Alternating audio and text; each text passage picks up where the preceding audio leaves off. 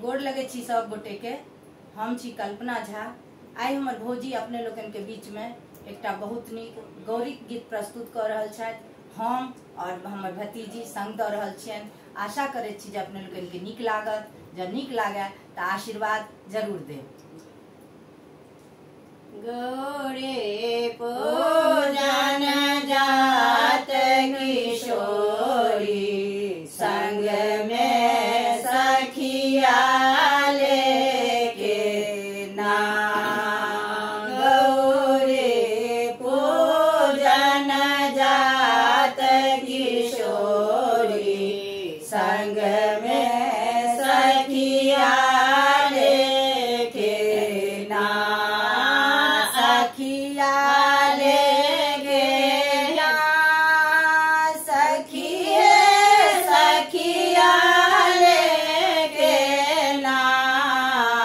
गिरजा पूजन जात किशोरी संग में सखिया लेके ना।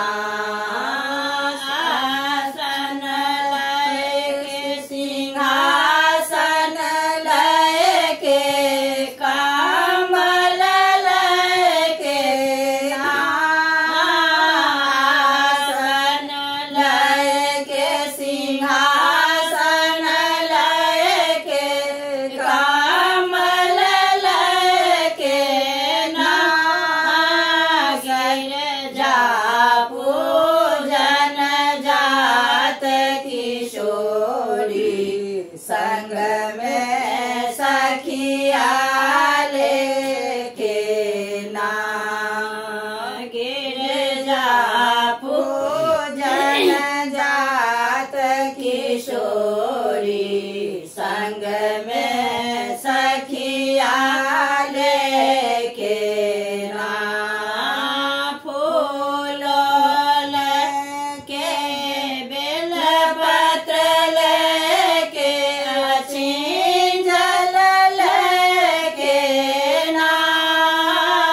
फूल लेके बेलपत्र लेके अछिंजल लेके ना।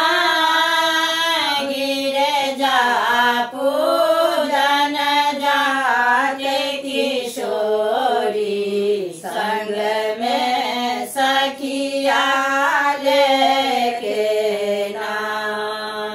गिरजा पूजन जात किशोरी संग में सखिया लेके ना।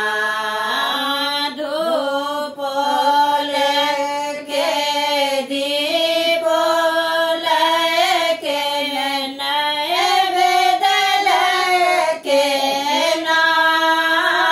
धूप लेके दीप लेके नैवेद्य लेके ना।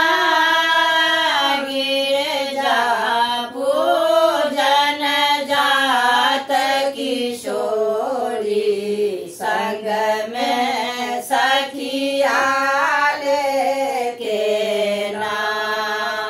गिरजा पूजन जात किशोरी संग में